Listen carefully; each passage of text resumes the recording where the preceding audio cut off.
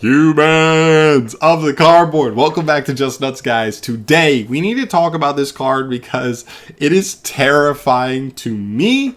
And I think this card has a really high likelihood of getting banned in the future. I mean, I don't know how exactly when we'll get this, the support for Dark Worlds imported, but Silva becomes insane. The deck actually becomes quite seemingly insane.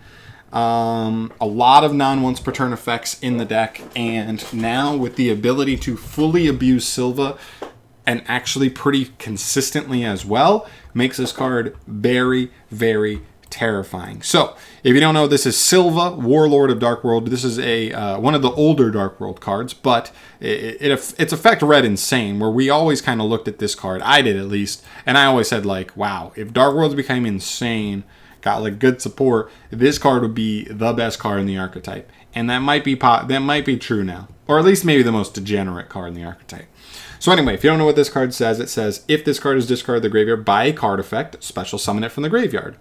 Then, if this card was discarded from your hand to your graveyard by an opponent's card effect, your opponent returns exactly 2 cards from their hand to the bottom of their deck in any order. No one's per turn on this. I don't know if you noticed that as I was reading it. Not a single one. Just literally no once per turns at all. Very broken. So the idea is we'll get to that. Okay, so we're in the middle of getting reveals for the new structure deck. We had the first 4 cards. What they've been doing with the structure deck R series is 8 cards for every deck that ends up in it. So most likely we'll get another 4 cards. Those have yet to be seen. Obviously things change with that, but like, to be honest, it's not like the deck gets worse with more cards that come out. If anything, the deck could get better and potentially more degenerate, more consistently able to set up this card. But yeah, they have like 2 new quick play spells, one of which is a fusion spell that's really good. The other card's like Graveyard Disruption. It's fine. Maybe a one of.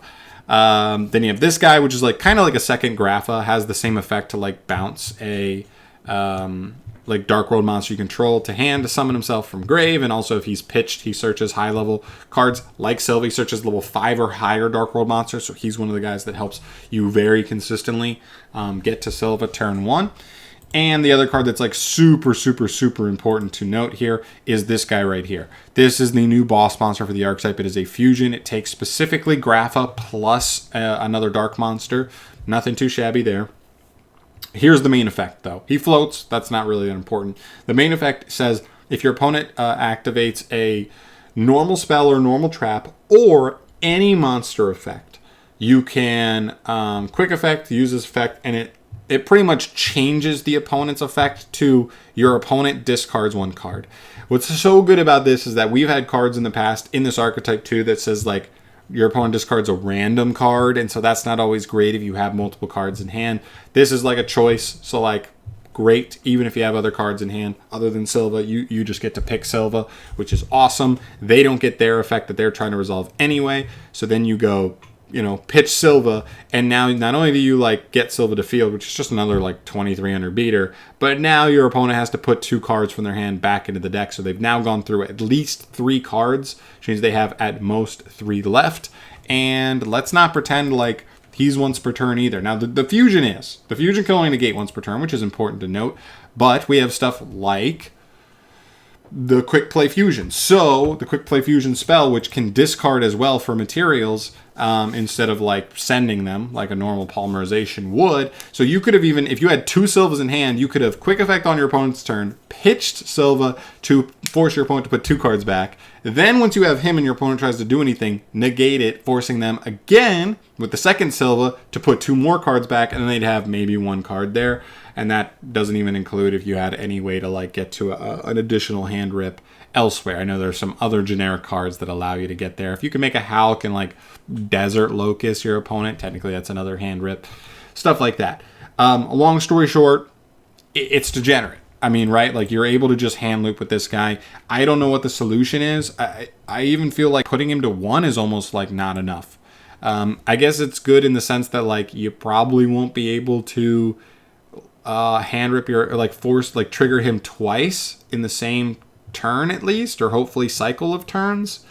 So maybe that makes the deck like, okay, you can hit 2. It's kind of like Moulin Glacier and Mermails. Like, because the deck doesn't set up insane boards, they kind of leave it okay for Moulin Glacier to still be around nowadays. Because, like, okay, you hit your opponent for 2, but then they have 4 cards, and you usually don't end on the most insane boards in Mermail, just okay ones.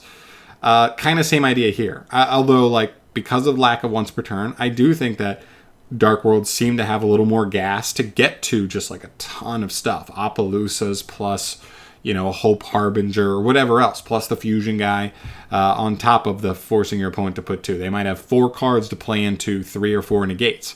That's just a recipe for disaster unless they have stuff like, you know, Super Poly, you know, Forbidden Droplets, Dark Ruin, or more than kind of blank multiple monsters at once. It's really tough. But yeah, long story short, like, I'm very scared of this card. And I think the biggest thing is just, we still have 4 more cards to go. Whatever we get, even if it just makes the engine better, just means it'll be even more consistent at setting up this card for Degeneracy. I'm really scared. I like the Dark World support. I love that they're in here. I'm actually, like, more into them than I thought I was. But you guys know me, I'm more of a control player. If it ends up just being like essentially an FTK where you just hand loop your opponent, obviously that sucks and I don't want any part of that. But if it can be played as like a mid-range control deck, like, I'll mess around with that. We'll have to see though. We need to see those final cards. I hope there's like a good trap or 2 or something. Maybe a good normal summon in the deck would be nice to have like an actual another starter. That would feel pretty cool. But yeah, until we figure those out, like, this is what we're working with. And yeah, I definitely think there's a good potential Silva could be banned going forward. Maybe, you know what, there's also an argument that, like, even this guy could get banned because of the fact that, like, in Tier Elements, they already play, like, King of the Swamp, and he can count as the Grapha, so then they would only need a Dark Monster otherwise. So, like, this card could be fairly generically makeable. Actually, like, yes, generically makeable in the deck. Gives them, like, a little more negation. They have a lot of, like, removal, but they don't have as much negation in Tier Elements. This card could be interesting for that with the Swamp King. But, you know, that stuff's all up in the air. We need to kind of see. We need to finish the reveals first, then it'll be out in the OCG, and then we'll maybe see how this card can perform in the metagame with stuff like Splites and Tier Elements running around to really test its mettle. But yeah, I want to hear from you guys. Let me know in the comment section down below. What do you feel about Silva and just like some of these interactions we have with only half the reveals out for this structure deck? Is it a little too much? Is it just kind of tough that, like, this was just an archetype with, like, multiple non-once per turn cards, and, you know, that kind of opens the gate for some degeneracy? You know, let me know. Let me know your thoughts on this overall. I'm also not a Dark World connoisseur. I just think they're cool, and I'm a little intrigued by them, if you will.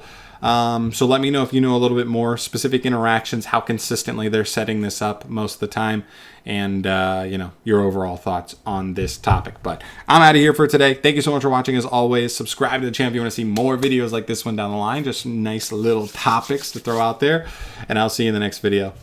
Peace.